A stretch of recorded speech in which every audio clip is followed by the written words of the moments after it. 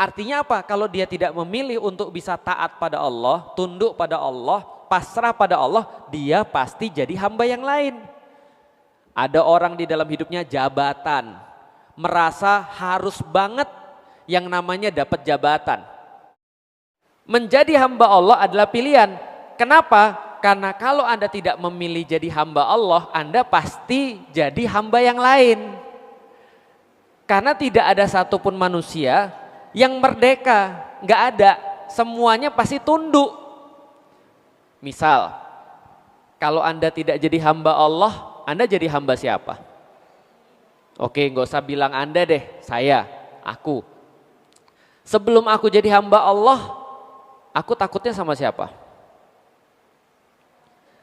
Aku takutnya sama orang tua, aku takutnya sama guru. Lalu setelah agak gede lagi, aku takutnya sama perempuan. Taatnya sama perempuan. Taatnya sama Allah. Ih Ustadz, masa taat sama perempuan? Ya namanya belum kenal sama Allah. Wajar nggak? Ya wajar. Takut diputusin, takut karir nggak bagus, takut kita nggak punya uang. Tapi kita pasti takut pada sesuatu kan? Karena manusia nggak ada yang merdeka.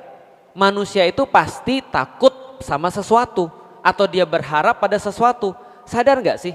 Kalau kita takut sama sesuatu, sesuatu itu pasti ngendaliin kita. Ketakutan kita itu yang mengendalikan kita.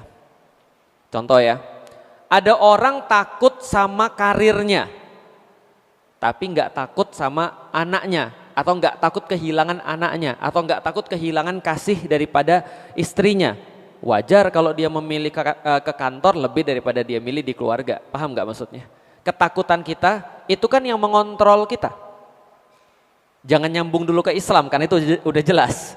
Kenapa kita mau dikontrol oleh Allah? Nggak punya pilihan, kita udah bahas. Karena kita takut sama Allah. Tapi yang kita bahas adalah, kalau kita tidak memilih untuk menjadi hamba Allah, itu pasti kita milih jadi hamba yang lain. Cuma kita nggak sadar aja.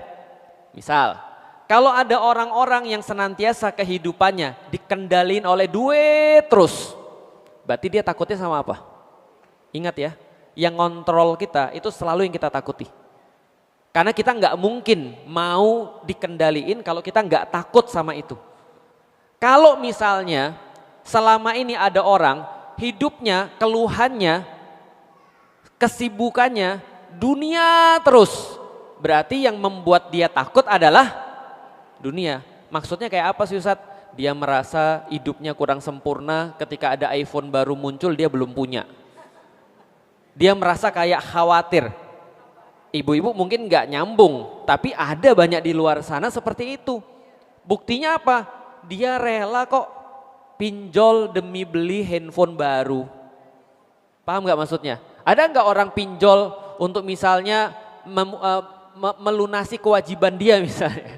Atau jangankan kewajiban dia deh, misalnya pinjol untuk misalnya ya, dia walaupun nggak boleh ya, tapi ini contoh aja misalnya. Dia pinjol untuk bisa beli sarung karena dia nggak punya sarung untuk sholat misalnya, nggak bisa nutup aurat. Kayaknya jarang deh. Kita kalau urusan ibadah, ya udah nggak apa-apa, Allah ngerti kok, gitu ya. Tapi kalau soalan handphone baru, kalau soalan gadget baru, kalau soalan dunia, kita selalu merasa kita harus punya, padahal enggak. Tapi hidup kita senantiasa dikontrol oleh itu. Coba lihat apa yang membuat hidup kita nggak nyaman. Biasanya itu yang kita takutin tuh. Belum tentu sama kayak orang lain. Ada orang lain yang mungkin bukan handphone, tapi cewek tadi. Dia merasa handphone yang nggak ada, nggak apa-apa. Nggak paling baru, nggak apa-apa. Tapi begitu ceweknya ngambek atau misalnya cowoknya ngambek, dia bad mood seharian. Berarti kan dia takut kehilangan orang itu kan. Artinya apa? Hidup dia dikontrol dan dikendalikan oleh itu. Tapi hidup dia nggak pernah dikontrol dan dikendalikan oleh Allah. Artinya apa? Kalau dia tidak memilih untuk bisa taat pada Allah, tunduk pada Allah, pasrah pada Allah, dia pasti jadi hamba yang lain. Ada orang di dalam hidupnya jabatan, merasa harus banget yang namanya dapat jabatan. Harus banget jadi orang penting. Kalau di jalan kerjaannya bunyiin sirine. Kenapa? Merasa jadi orang penting. Ada nggak orang kayak gitu? Ada. Kayak merasa ada yang kurang gitu. Kalau misalnya dia sama kayak orang biasa. Ngomongnya biasanya adalah, kamu nggak tahu saya siapa? gitu. Sering dengar kayak gitu-gitu. Banyak kan di media sosial sekarang, kamu nggak tahu saya anggota, saya juga anggota warga kompleks. Tapi kan paham nggak sih maksudnya?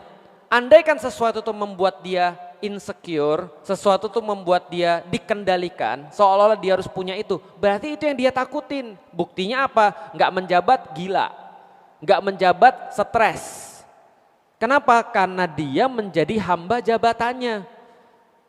Demi tidak kehilangan jabatannya, dia tidak mau melakukan sesuatu hal yang benar. Ini kan contoh bahwa kalau Anda tidak jadi hambanya Allah, Anda akan jadi hambanya yang lain. Paham gak sih maksudnya? Contoh kayak gini ya, coba kita lihat lagi ya. Kemarin, kita udah bahas. Kemarin Netanyahu ceramah di PBB, ditinggalin orang. Ya kan? Aku berpikir gini, masih ada harapan di dunia ini kayaknya nih. Tapi menurutku nggak cukup. Kenapa nggak cukup? Karena yang kita perlukan dari pemimpin kita itu bukan cuma ngomong. Kalau ngomong Felixnya juga bisa, ini aku lagi ngomong nih. Tapi kalau misalnya dia seorang pemimpin, apakah dia presiden, apakah dia sultan, ataukah dia raja, pemimpin yang punya otoritas, yang Allah tanya sama dia beda seperti yang Allah tanya sama aku. Orang-orang Gaza itu ngomong terakhir kali sebelum mereka dibombardir, sampai saat ini mereka dibombardir habis dan lebih parah, cuma nggak kelihatan zaman sekarang karena nggak diberitakan di sosial media atau diberitakan di sosial media tapi sudah tenggelam sama berita-berita yang lain. Yang mereka sampaikan adalah kami akan nuntut orang-orang. Siapa aja yang dituntut? Mereka sebut 3. 1, para pemimpin muslim karena itu yang paling besar tanggung jawabnya. Yang kedua, para ulama. Yang ketiga, para influencer. Untung aku motivator Bapak Ibu sekalian, jadi nggak termasuk. Ya sedih sih dengar kayak gitu, cuma gimana Bapak Ibu sekalian. 3 ini kan punya tugas masing-masing kan. Pemimpin tugasnya adalah memimpin, dia punya otoritas atas tentara, dia punya otoritas atas kebijakan sebuah negara, dia punya otoritas untuk bisa membuat sesuatu yang bersifat masif. Influencer tergantung berapa followersnya. Berarti Felixnya followersnya 1 juta, jelas akan lebih besar pertanggungjawabannya di hadapan Allah daripada followersnya misalnya yang cuma 6.000 atau cuma 10.000. Artinya influencer-influencer yang follow-nya puluhan juta itu akan lebih ditanya lagi, apalagi mereka muslim. Berikutnya siapa? Ulama. Ulama juga akan ditanya oleh Allah. Kenapa? Mereka bisa ngomong di mimbar. Mereka bisa ngomong di depan jamaahnya. Mereka bisa ngasih tahu yang mana yang benar dan yang mana yang salah. Kalau nggak ngomong, itu yang disampaikan warga Gaza. 3 orang ini, pemimpin, lalu kemudian ulama, lalu kemudian influencer, di depan pengadilan Allah, kalian akan jadi musuh kami. Kenapa? Kami akan tuntut kalian di hadapan Allah atas diamnya para ulama, lalu kemudian atas diamnya para influencer, dan atas diamnya para pemimpin. Kemarin kita lihat nih misalnya, dalam kasus itu ya misal, kalau kita berbicara tentang orang yang takut kehilangan jabatan, akhirnya dia harus mengatakan sesuatu yang mungkin tidak sesuai dengan kenyataannya. Sebelum kita bahas tentang pemimpin-pemimpin muslim ya, sekarang nih coba lihat. Kita kemarin kan bahas tentang bagaimana narasi di dalam kepala itu menentukan perbuatan-perbuatan kita, betul nggak? Sekarang aku mau nanya, coba pikir ya, bagaimana kekuatan narasi? Ini contoh aja, contoh. Misal ya, ada dua toko nih. Ada 2 toko. Yang satu toko, ketika kita masuk tokonya ini, lantas ada, gak usah toko deh, politisi. Politisi ini di Instagramnya ada tulisan misalnya, Yohanes 1:7. Misalnya ya, yaitu adalah ayat Alkitab. Lalu kemudian satu lagi misalnya, ada seorang politisi lagi di Instagramnya ada tulisan, misalnya Al-Baqarah 2 ayat misalnya 10 misalnya, taruhlah begitu. Menurut pandangan orang yang mana yang lebih profesional? Yang pertama atau yang kedua? Yang mana yang lebih profesional? Yang pertama. Kenapa? Kalau ada orang Kristen berpolitik di Indonesia, bawa ayat-ayat suci mereka, itu akan dianggap religius banget dia, keren banget dia. Tapi kalau ada orang muslim berpolitik, bawa ayat Al-Quran, apa kata orang? ekstrim. Agama kok bawa-bawa politik, jualan agama loh. Udah, kalau misalnya ayat Quran di masjid aja, nggak usah di negara. Paham sampai di sini? Ada diskriminasi. Nih aku mau kasih tahu ya, di dunia kejadiannya sama seperti itu. Lihat, Donald Trump tahu? Tahu ya? Ya sebentar lagi mati tuh. Ya namanya orang kan sebentar lagi mati. Ya Felix juga sebentar lagi mati. Donald Trump tuh, dia punya menteri khusus ngurusin keimanan. Paham maksudnya? Jadi juru bicara khusus ngurusin keimanan. Diambil seorang perempuan yang tiap hari ceramah, lalu kemudian jadi juru bicara dia ngomongin keimanan. Lihat apa yang mereka katakan. Israel sudah harusnya berkuasa di situ karena sebagai orang Kristen yang meyakini Bible maka harusnya kita mendukung Israel. Berarti pertanyaanku sederhana, mereka dukung Israel, alasan apa yang dipakai? Selain alasan politik yang disembunyikan atau alasan geopolitik yang disembunyikan, alasannya apa? Agama. Mereka bawa agama sebagai negara Kristen. Artinya apa? Amerika sekarang itu sudah bisa kita katakan negara Kristen. Negara Kristen ada? Ada. Amerika pakai jadi negara Kristen. Vatikan itu negara Kristen. Banyak sekali negara-negara yang sudah jelas mengatakan dia mendukung Israel karena mereka Kristen dan mereka taat pada Bibelnya. Yang mati ditembak kemarin Charlie Kirk itu juga sama pendukungnya Donald Trump dari garis keras Kristen. Paham sampai di sini? Berarti negara Kristen ada? Ada. Negara Yahudi ada? Ada. Israel udah jelas. Pertanyaannya, kalau kita bilang negara Islam gimana? Wah teroris nih, wah bahaya nih, jangan ngisi di masjid lagi nih, bahaya nih, provokatif banget, ini ingin merusak NKRI, ini ingin terus kemudian mengganggu Pancasila dan segala macam. Negara Kristen ada dan lu diem, negara Yahudi ada dan lu diem, tapi begitu Islam mau masuk terus kemudian politik, mau ngatur terus kemudian negara, mau ngasih tahu tentang halal dan haramnya dan bagaimana halal dan haram di dalam Islam itu bisa menyelesaikan permasalahan negara, orang bilang pasti ini adalah orang teroris. Paham sampai di sini? Ini nih, gimana narasi orang-orang barat itu sudah masuk di kepala kita, bahkan kita sendiri merasa kalau andai kan ada orang Kristen mendirikan negara Kristen, it's okay. Kalau ada orang Yahudi punya negara Yahudi, itu okay. Tapi begitu orang Muslim pengen menerapkan syariat, jangan. Paham gak sampai sini? Dan itu yang membuat kita sampai sekarang gak bersatu. Oke, coba kita lihat ya. Donald Trump nyata-nyata pakai Alkitab untuk dukung Israel. Gitu kan ya? Orang Yahudi nyata-nyata bilang berdasarkan teks-teks daripada kitab suci kami ini adalah tanah kami yang terjanji. Tapi pernah nggak Anda lihat ada orang pemimpin-pemimpin muslim ngutip ayat-ayat Al-Quran untuk belain saudara-saudara di Gaza? Nggak ada, sampai sekarang nggak ada. Yang mereka bilang apa? Ini cuma masalah kemanusiaan, gitu kan ya? Iya nggak ada masalah, memang betul ini masalah kemanusiaan. Tapi sebagai seorang muslim bukankah Anda harus punya POV yang lain? Paham maksudnya? Ketika terus kemudian Netanyahu terus ngabisin orang-orang Gaza. Mereka pakai terminologi apa? Istilahnya apa? Mereka adalah kaum Amalik. Kaum Amalik di dalam Al-Quran, kalau misalnya mau disetarakan di dalam Al-Quran itu kayak kaum Jabbarin. Jadi seolah-olah memang boleh kami bunuh mereka karena mereka adalah kaum Amalik yang sangat jahat di dalam kitab suci. Berarti term atau istilah yang mereka gunakan adalah istilah-istilah agama. Donald Trump pakai istilah agama, Netanyahu pakai istilah agama, negara-negara ini pakai istilah agama. Tapi pernah nggak dengar orang-orang muslim pakai istilah agama? Enggak, mereka pakai istilah-istilah umum untuk menjaga kemanusiaan dan segala macam. Bahkan akhirnya mengucapkan kata-kata yang justru kontraproduktif terhadap pembebasan Baitul Maqdis. Wah, aku ngeliatin pidatonya udah bagus tuh awal-awalnya tuh.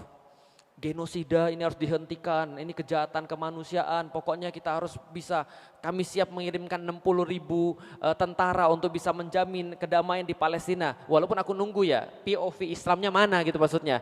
Belum ada, oke lah, cuma terakhir-terakhirnya ilfil juga jadinya. Kenapa ilfil? Kita harus menjaga keamanan dan keselamatan Israel. Come on, lu lihat ada orang lagi bunuhin orang nih, nyembelih orang. Lalu kemudian kita bilang, kita harus belain orang-orang yang disembelih ini sambil menjaga kepentingannya dia. Paham gak sih maksudnya? Ini orang ngerti gak sih apa yang diomongin? Ngerti gak sih apa yang terjadi di situ sebenarnya? Faham gak sih bahwa selama ini yang senantiasa bikin pengkhianatan terhadap perjanjian-perjanjian itu ya Israel. Paham gak sih mereka ketika kemarin lagi mau rapat gencatan senjata di Qatar, Qatarnya dibom. Lucu ya, lucu ya. Nih coba nih, gak usah Qatar deh. Indonesia tiba-tiba Indonesia kapal perangnya mendarat ke Malaysia. Kira-kira gimana tuh? Kira-kira gimana tuh? Udah jadi berita dunia kan? Tapi ini ada orang Israel nyerang Qatar, bahkan dari sudut pandang hukum mereka sendiri tentang hukum internasional, bahwasanya Qatar adalah negara yang berdaulat, itu aja diserang, gak ada yang berani macam-macam, gak ada yang berani untuk melakukan sesuatu. Paham maksudnya? Oke, balik lagi ke dalam pemimpin. Berarti pertanyaannya sederhana, kenapa pemimpin itu gak ngomong? Kenapa mereka gak ngomong serius tentang bagaimana kewajiban mereka? Bukan hanya kewajiban sebagai seorang pemimpin negara, tapi kewajiban sebagai seorang muslim. Kira-kira seperti apa? Ngomong aja dari POV Islam itu nggak berani. Malah kemarin yang ceramah di PBB, ibu-ibu, bapak-bapak boleh lihat presiden kali ya, pemimpin Kolombia itu lebih ngeri ngomongnya. Padahal nggak ada POV agamanya, tapi kelihatan lebih agamis daripada orang-orang pemimpin-pemimpin yang muslim. Kenapa mereka nggak ngomong kayak gitu? Nah, yang jawab biasanya adalah buzzer-buzzernya.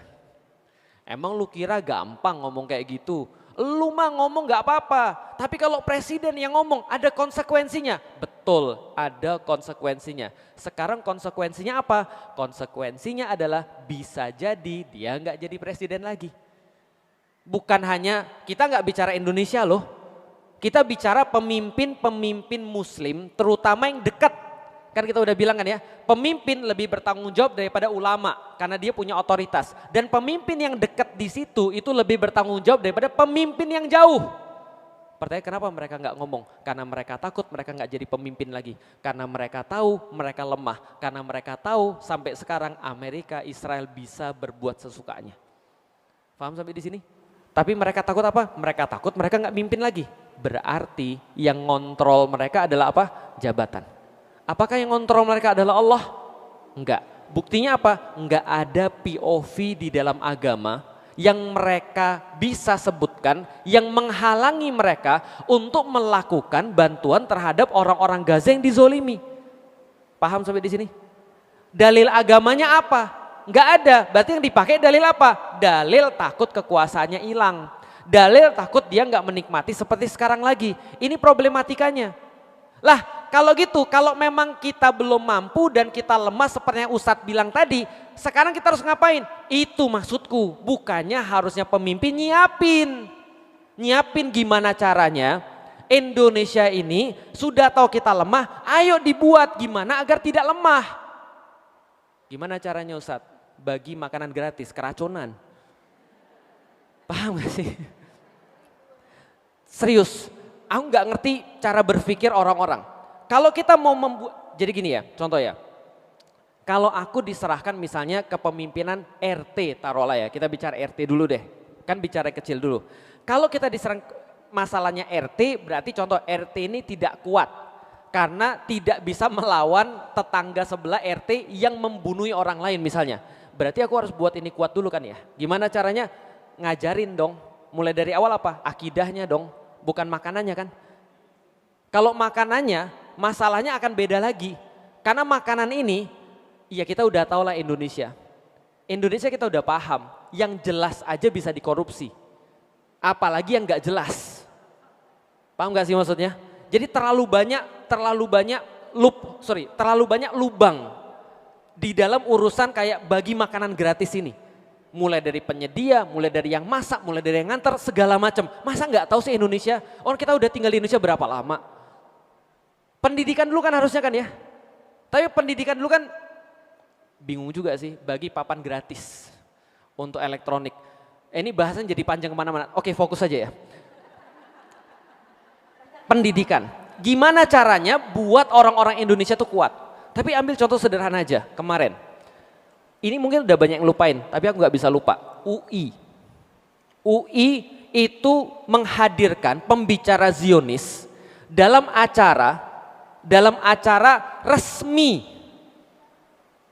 Kalau ada alumni UI ya di sini atau yang dengerin ini ya, Anda harusnya merasa malu kalau ini nggak diusut sampai habis.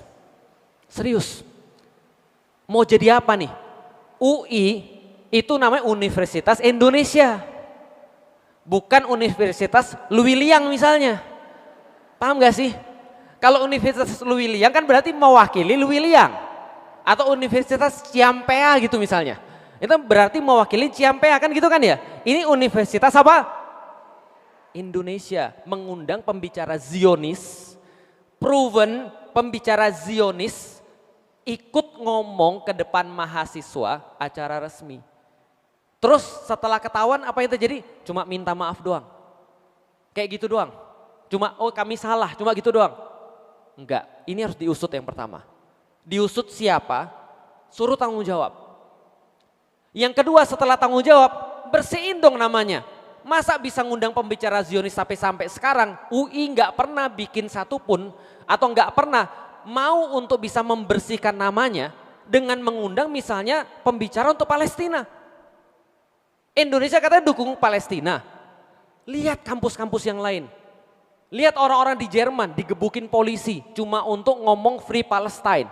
Indonesia gak pernah pemerintahnya bikin program untuk bisa buat orang paham tentang masalah Palestina. Coba bayangin. Jangan jauh-jauh lah Ustadz UI, Bogor aja belum pernah. Ayo makanya. Karena aku udah bilang siapa yang punya link nih, wali kota misalnya. Ayo bikin dong.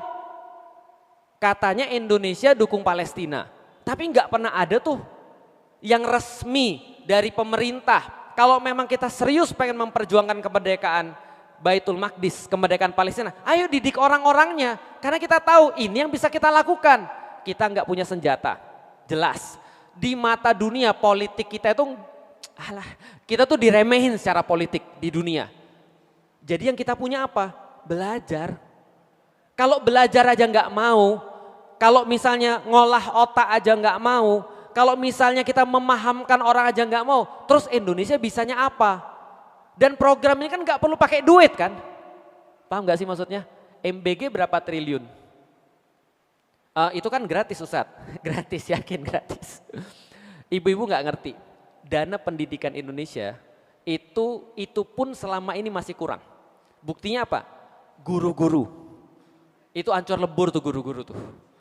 Itu aja masih kurang selama ini. Nah, MBG itu diambil dari dana pendidikan tuh.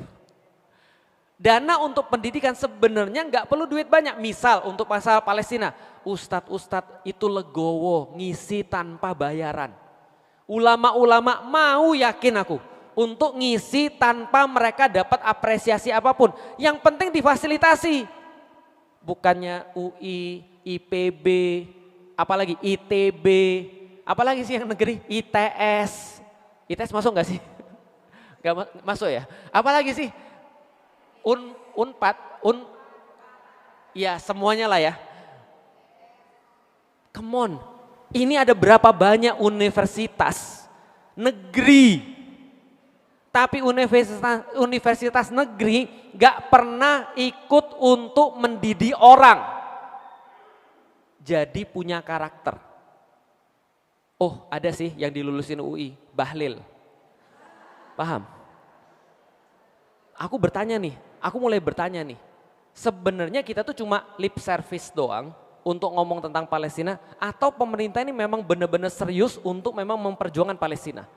Daripada memberangkatkan 60.000 militer, ayo nih ada 275 juta orang Indonesia yang mereka tuh harus dididik supaya ngomongnya nggak sembarangan lagi. Paham gak sih maksudnya? Lihat kayak kemarin. Indonesia ngirimin bantuan, oke terlepas bantuannya seperti apa, aku seneng Indonesia ngirim bantuan ketika kemerdekaan Indonesia, berapa? 17 ton plus 8, karena 17 Agustus, aku seneng. Tapi coba lihat mulut-mulut orang-orang kita masih, ngomongnya apa? Kita aja masih banyak masalah, peduli dengan orang lain. Ini kan mulut-mulut yang gak dapat pendidikan kan? Ini kan orang-orang yang gak paham kan? Aku mencoba untuk berhusnuzon bahwa mereka orang baik. Cuma mereka nggak ngerti aja. Kalau orang nggak ngerti berarti kan perlu pendidikan. Tapi ini kan nggak dilakukan. Dan problemnya di Indonesia belum ada satupun nih pemerintah yang serius untuk benar-benar membebaskan Baitul Maqdis. Kalau ini adalah urusan Baitul Maqdis, bukan hanya urusan pemerintah, ayo guide ulama-ulama, tanya sama ulama gimana caranya untuk membebaskan Baitul Maqdis. Ayo coba rembuk bareng-bareng, karena permasalahan kan bukan hanya permasalahan pemerintah, tapi balik lagi, kita sebenarnya hambanya siapa sih sebenarnya? Kita menjadi orang muslim, Indonesia negara muslim yang terbesar, tapi sepertinya kita belum menghamba pada Allah. Pertanyaannya, kenapa kita belum menghamba pada Allah? Balik lagi, ilmu. Karena menghamba pada Allah itu pilihan. Kan kita udah bahas tentang hawa nafsu dan kita udah bahas tentang wahyu. Hawa nafsu, wahyu. Masalahnya adalah hawa nafsu itu nggak perlu belajar. Karena binatang juga punya. Dan binatang nggak pernah sekolah. Tapi wahyu ini perlu belajar, perlu efforts dari tadi kita ceritain. Jalan menuju surga itu mendaki, sulit, tidak nyaman. Kadang-kadang kita harus jadi korban, duit kita hilang, capek. Itu jalan ke surga. Jalan ke neraka dipenuhi dengan kenikmatan dunia kata Rasulullah. Dan gak perlu belajar. Gak perlu belajar untuk bisa masuk ke neraka itu gak perlu. Untuk jadi orang bodoh gak perlu belajar. Itu problemnya lagi. Berarti di Indonesia itu yang menyebabkan pertanyaan-pertanyaan Bapak Ibu sekalian. Kok bisa pengajian ada yang maling? Ya kan? Coba bayangin ya, ini kalau ada yang datang ya yang niatnya buruk ya. Coba pikir baik-baik, kok bisa di majelis ada orang berniat buruk?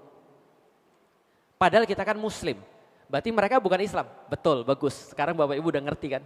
Berarti mereka datang ke sini bukan karena nyari ilmu. Dan memang mereka gak pernah niat belajar, maka kelakuannya seperti itu. Artinya kok bisa di pesantren justru jadi sarang predator seksual? Berapa banyak berita yang sudah kita tonton? Kok bisa di pesantren justru ada kasus banyak LGBT? Ini kan problematika kita kan semuanya kan ya. Artinya jangan-jangan selama ini Islam itu cuma label doang. Tapi sebenarnya pendidikan terhadap Islam itu sebenarnya tidak dijalankan. Kenapa? Ya balik lagi memang betul salahnya para guru, benar. Karena guru-guru mungkin selama ini ngajarin Islamnya bukan untuk mereka memahami Islam. Tapi justru untuk yang lain. Akhirnya apa? Lihat. Indonesia 2010 sama 2025 beda atau enggak? Beda. Lebih banyak yang ngaji 2010 atau 2025? 2025, orang 2010 kerudungan aja masih jarang. 2025 banyak yang kerudungan, banyak yang ngaji. Tapi pertanyaannya, konflik antar kelompok lebih banyak atau lebih dikit? Coba, lucu kan? Kita ngaji, kita tahu tentang Islam, malah bukan buat kita untuk lebih patuh pada syariatnya Allah, tapi justru menggunakan syariat ini untuk bisa ribut sama orang lain. Kok bisa? Berarti selama ini guru-guru ini ngajarin apa sih sebenarnya? Ini kan kritik pribadi terhadap aku ya. Jadi soalnya kita ajarin apa sih? Apakah yang kita ajarin adalah ketika Anda sudah punya ilmu lantas Anda bisa merendahkan orang yang lain? Lantas Anda punya ilmu Anda bisa merasa lebih baik daripada orang yang lain? Sebelum mereka sholat, mereka temenan sama orang-orang sholat ataupun sama orang-orang gak sholat. Sebelum mereka sholat, mereka bahkan menganggap orang-orang yang pergi ke masjid itu adalah orang soleh. Bisa difahami Bapak Ibu sekalian? Dulu ya ingat ya, di kampung-kampung itu orang pada gak sholat. Tapi kalau ada orang pergi ke masjid, itu pasti orang soleh tuh, calon mantu yang baik. Kenapa? Mau masih pergi ke musola, pergi ke masjid, padahal masih muda. Aku ingat banget tuh ketika mau ngelamar Ummu Alilah. Di kampung mereka tuh aku dikatain orang soleh, cuma gara-gara apa? Sholat ke masjid. Padahal sholat ke masjid bukannya adalah sesuatu yang biasa yang harusnya bagi laki-laki. Tapi aku jadi orang soleh gara-gara pergi ke masjid. Tapi pandangan itu bagus, walaupun mereka gak sholat. Tapi orang yang pergi ke masjid itu adalah orang yang soleh. Begitu belajar, lalu dia pergi ke masjid, maka dia lihat orang-orang ke masjid, oh ini ke masjid sih, tapi celananya gak cingkrang.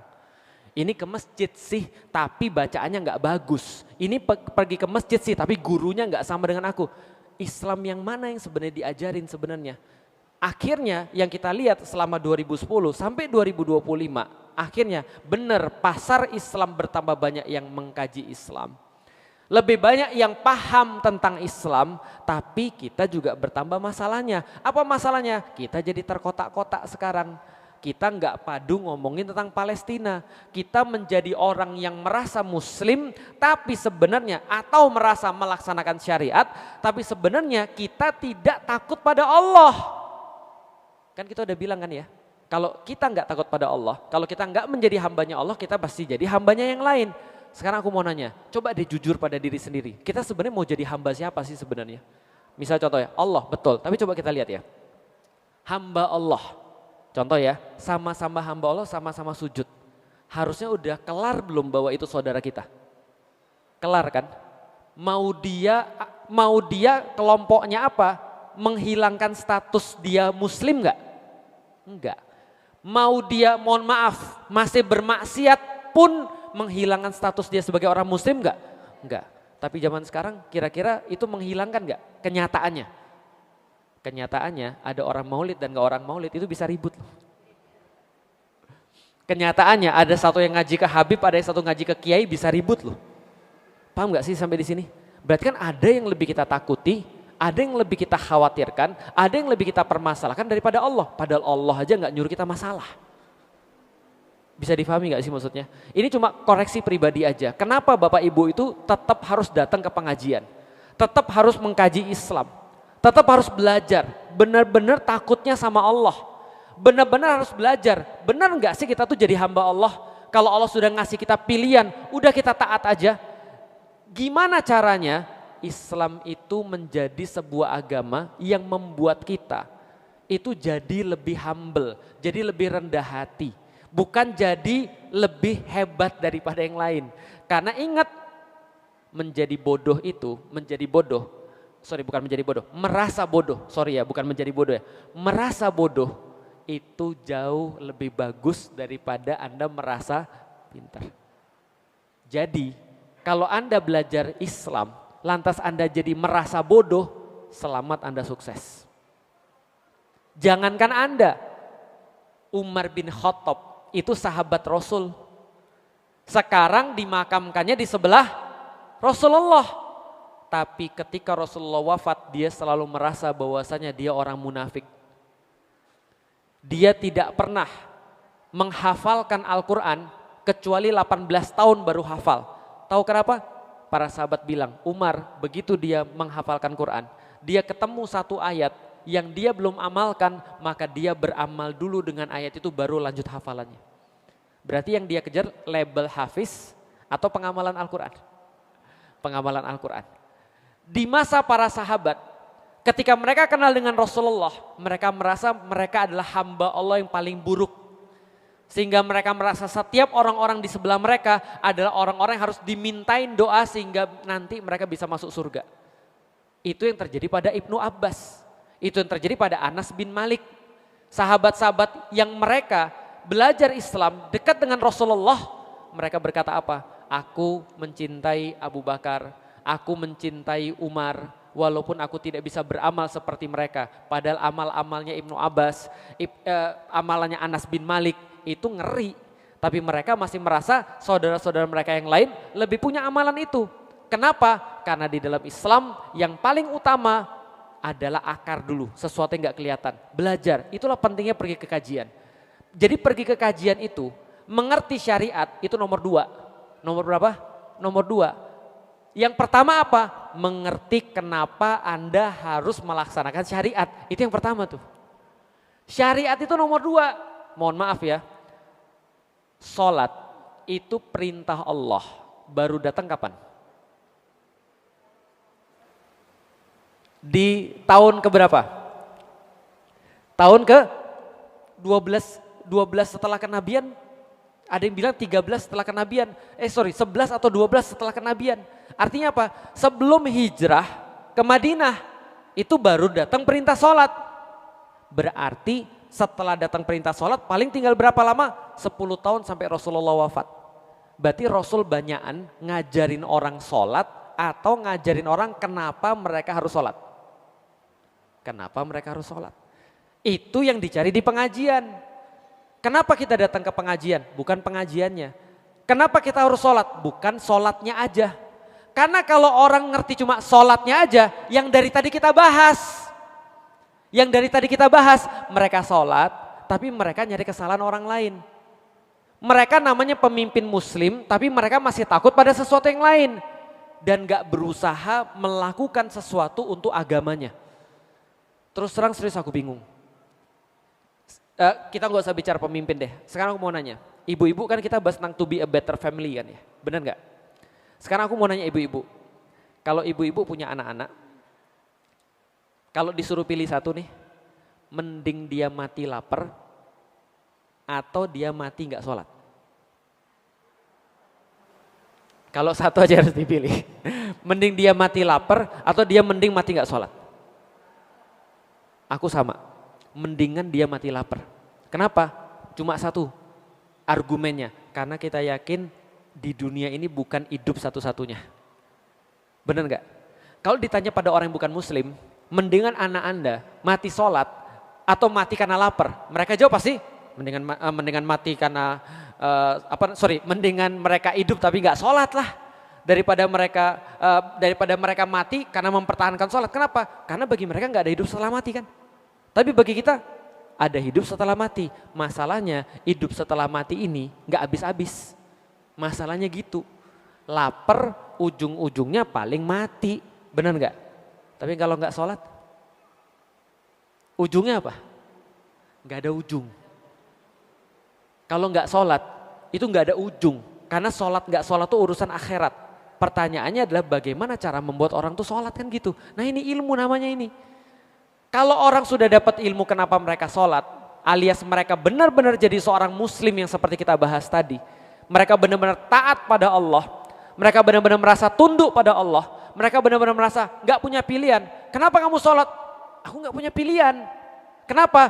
Karena aku sudah memilih menjadi hamba Allah. Karena aku sudah memilih menjadi hamba Allah, maka apapun yang Allah minta itulah yang aku harus lakukan. Aku gak punya pilihan. Kenapa Anda gak makan babi? Aku gak punya pilihan. Kok kamu gak punya pilihan? Karena aku sudah memilih menjadi hamba Allah. Nah memilih menjadi hamba Allahnya yang penting nih. Itu yang dari kemarin-kemarin kita bahas. Kenapa kita memilih menjadi hamba Allah?